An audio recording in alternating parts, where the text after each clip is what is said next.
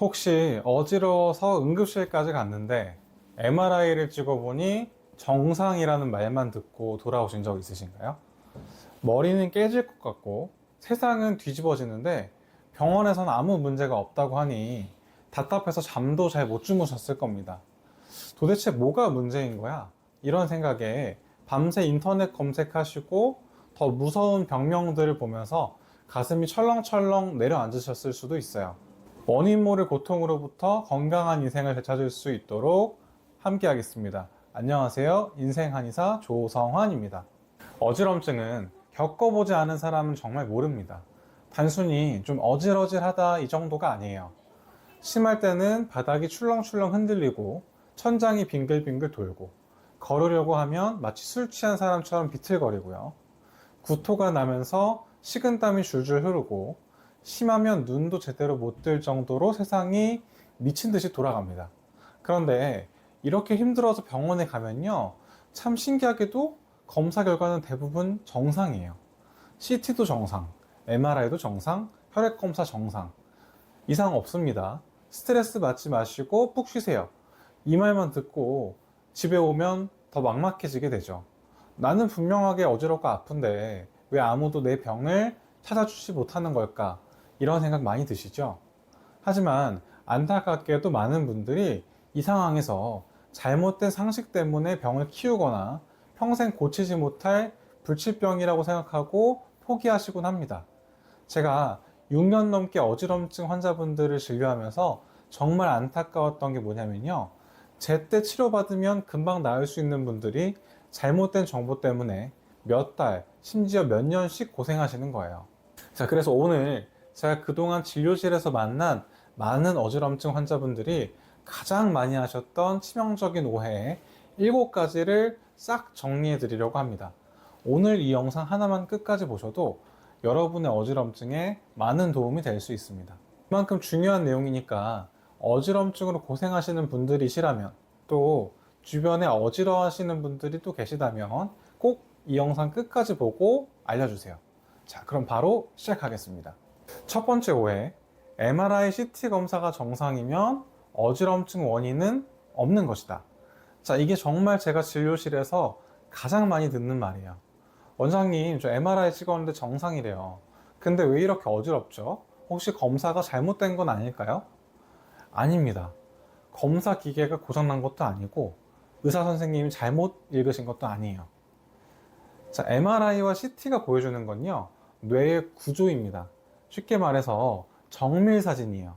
뇌에 혹이 났는지, 혈관이 터졌는지, 뇌경색이 왔는지, 이런 큰 문제들은 아주 잘 잡아냅니다. 그런데요, 어지럼증을 일으키는 원인의 대부분은 이런 구조적인 문제가 아니에요. 전정신경이 예민해졌다던가, 귀 안에 있는 작은 이석이 제자리를 벗어났다던가, 신경의 기능이 떨어졌다거나, 이런 기능적인 문제는요, MRI로 안 보입니다. 오히려 이렇게 생각하셔야 해요. 영상검사가 정상이네. 그럼 이제 구조가 아닌 기능을 또 검사해 봐야겠다. 전정기능검사, 안진검사, 평형기능검사, 이런 검사들이 있어요. 이런 검사들은 귀 안에 있는 균형기관이 제대로 작동하는지, 눈의 움직임은 정상인지, 신경 전달은 잘 되는지를 확인하는 검사들이죠. 그러니까 MRI 정상이라고 해서 절대로 난 정상이니까 참고 살아야지 라고 생각하시면 안 됩니다. 아직 검사할 게 남아 있는 거예요. 두 번째 오해, 어지럼증은 무조건 뇌, 머리의 문제에서 시작된다. 어지러우면 사람들이 가장 먼저 떠올리는 게 뭔지 아세요? 뇌졸중 아니야? 중풍 아니야? 나 뇌에 피가 안 통하는 거 아니야? 이런 공포심이에요. 그래서 응급실 가시면 제일 먼저 뇌 CT부터 찍게 되시죠. 물론 이해합니다. 뇌졸중은 정말 무서운 병이고 골든타임이 중요하니까요.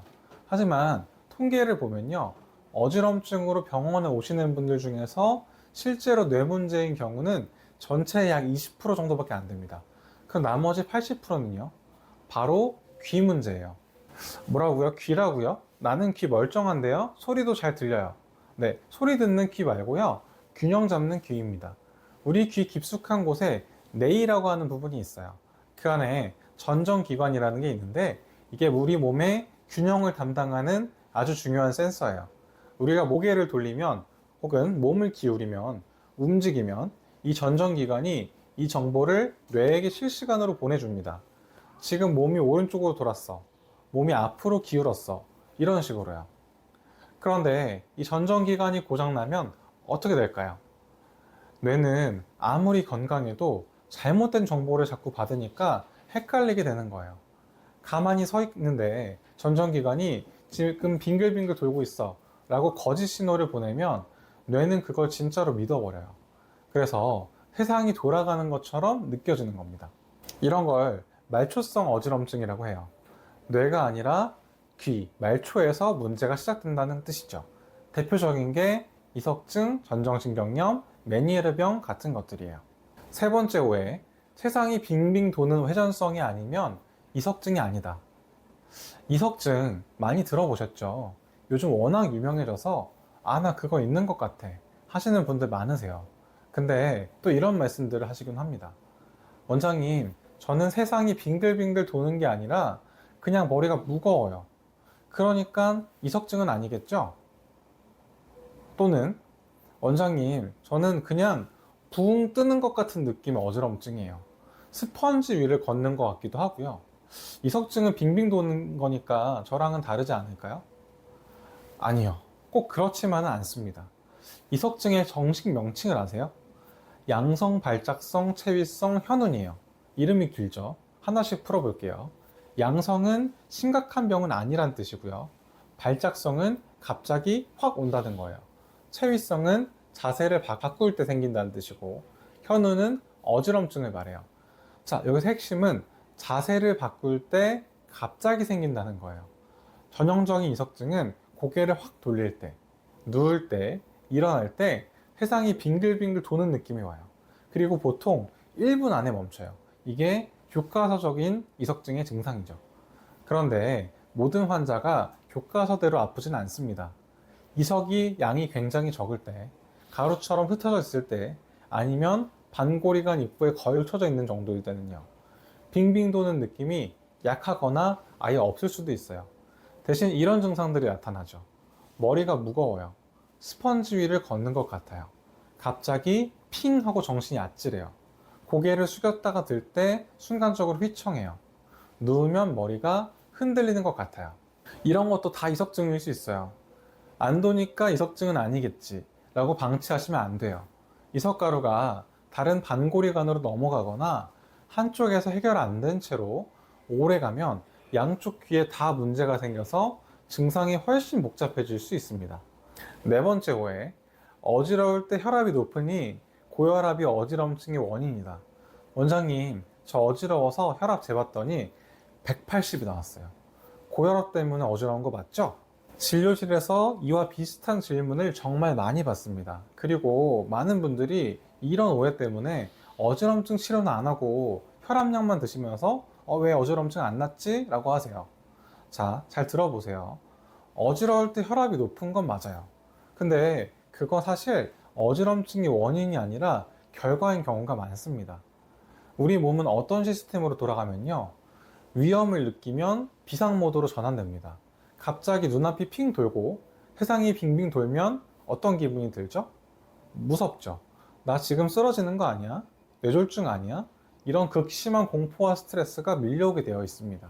그러면 우리 몸의 교감신경이 확 활성화됩니다.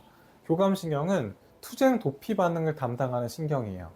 위험 상황에서 살아남으려면 심장이 더 빨리 뛰어야 하고 혈압이 올라가야 하고 근육에 피가 더 많이 가야 하잖아요.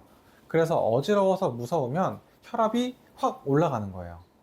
심할 때는 180, 200까지도 올라갈 수 있습니다. 평소 혈압이 정상이신 분들도 그래요. 그러니까 순서를 잘 보셔야 해요. 어지럼증 발생, 그로 인해서 공포와 스트레스가 발생하고 교감신경이 활성화되고 그로 인해서 혈압이 상승되는 순서입니다. 혈압이 높아서 어지러운 게 아니라 어지러워서 혈압이 높아진 걸 수도 있단 말씀이에요. 인과관계가 반대인 겁니다. 자, 그럼 혈압 문제로 어지러운 경우는 없을까요? 있습니다. 그런데 재미있게도 그건 혈압이 높아서가 아니라 낮아서인 경우가 훨씬 많아요. 우리 기립성 저혈압이라고 들어보셨죠? 누워 있거나 앉아 있다가 갑자기 일어났을 때 혈압이 확 떨어지면서 뇌로 가는 피가 순간적으로 모자라는 거예요. 그러면 눈앞이 깜깜해지면서 핑 돌죠. 이런 경우는 혈압 문제가 어지럼증의 원인이 맞습니다. 정리하면요, 어지러울 때 혈압이 높다고 해서 그게 원인이라고 단정 짓지 마세요. 오히려 어지럼증 자체를 치료하면 혈압도 자연스럽게 안정되는 경우가 많습니다. 다섯 번째 오해, 어지럼증은 당연한 노화 현상이라서 고칠 수가 없다. 자, 이 말씀 하시는 분들 진짜 많아요. 특히 60대, 70대 환자분들이 그렇습니다.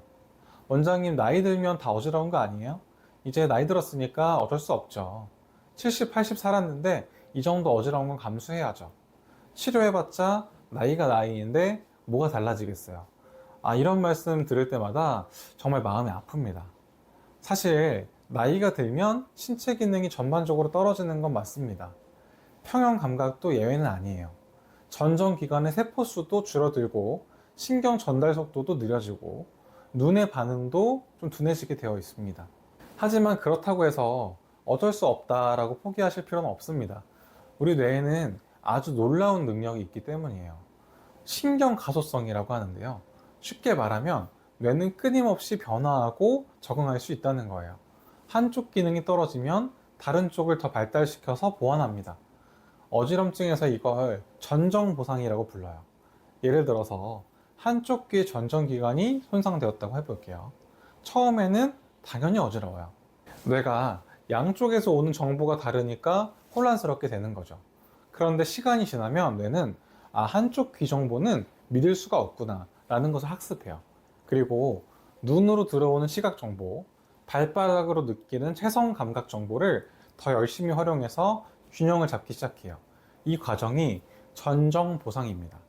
그리고 이건 나이와 상관없이 일어납니다. 물론 20대, 30대보다는 회복 속도가 좀 느릴 수 있어요. 더 많은 노력이 필요할 수도 있고요.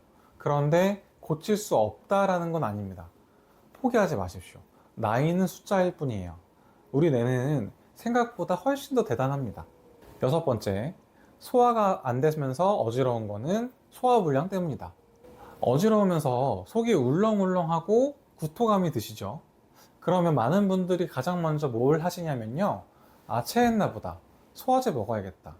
속이 안 좋으니까 당연히 위장 문제라고 생각하시는 거예요. 그래서 소화제도 드시고 위장약도 드시고 그래도 안 나으면 내과 가서 위내시경 하시고. 근데요, 어지럼증하고 구토감은 사실 뗄래야 뗄 수 없는 관계입니다.